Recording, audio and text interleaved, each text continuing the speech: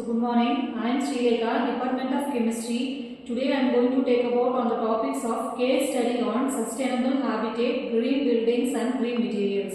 So the latest trend, recent trends for what is that is sustainable habitat. So nowadays the habitat related to this sustainable living organisms which denotes this living environment to this sustainability, which depends on this human needs to the environment protections, which has the Environmental Protection Acts for us so far, and the use of renewable sources and the recycling material, reduce the cost of the material, 3R concept of the reduce, recycle and remind the concept, which is based on this water conservation process. It is all based on this sustainable habitat, and the material which has the most of the production from the renewable sources of the materials. The products of all materials throughout this sustainable has a green buildings and the green materials which is so far can be used, and the other one is green buildings. So nowadays the structure of the designed environmental material is designed by the green building material, which is due to this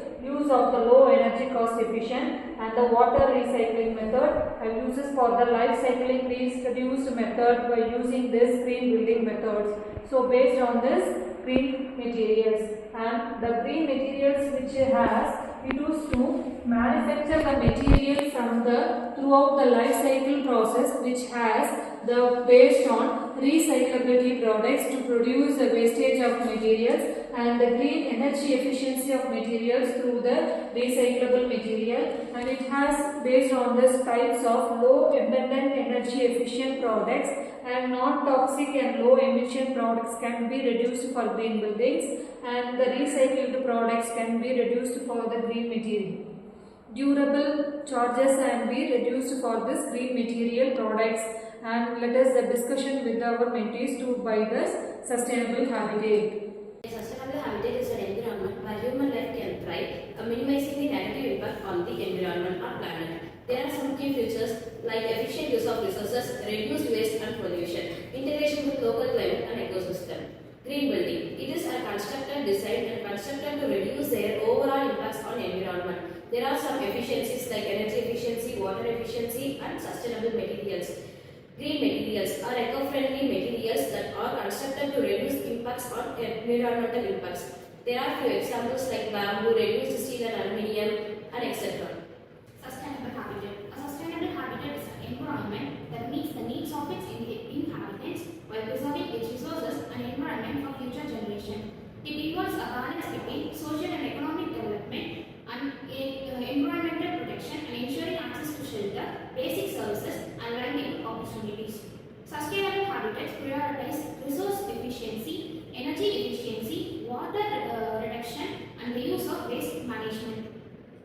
Key principles of sustainable habitats: environmental protection, minimizing pollution, conserving energy resources like water and energy, and protecting the biodiversity are crucial. Resource efficiency, utilizing resources in a way that reduces consumption and waste, such as through energy efficient process and waste management strategies.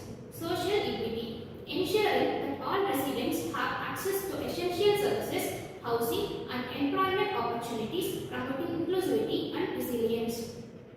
Examples of sustainable habitat practices: green building design, utilizing materials that are sustainable, energy efficient and have minimal environmental impact. Public transportation, prioritizing public transport to reduce reliance on private vehicles and minimize pollution and congestion.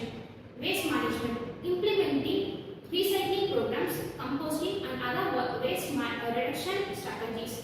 Water conservation, implementing water efficient technologies and practices to reduce consumption and promote water resources. Green building design techniques. We have 4 techniques: passive design, sustainable material, energy efficient system, water conservation. Passive designs: optimizing a building orientation, insulation and natural ventilation to reduce the energy consumption. Sustainable material: use a material that are recycled, recyclable and sustainable sourced.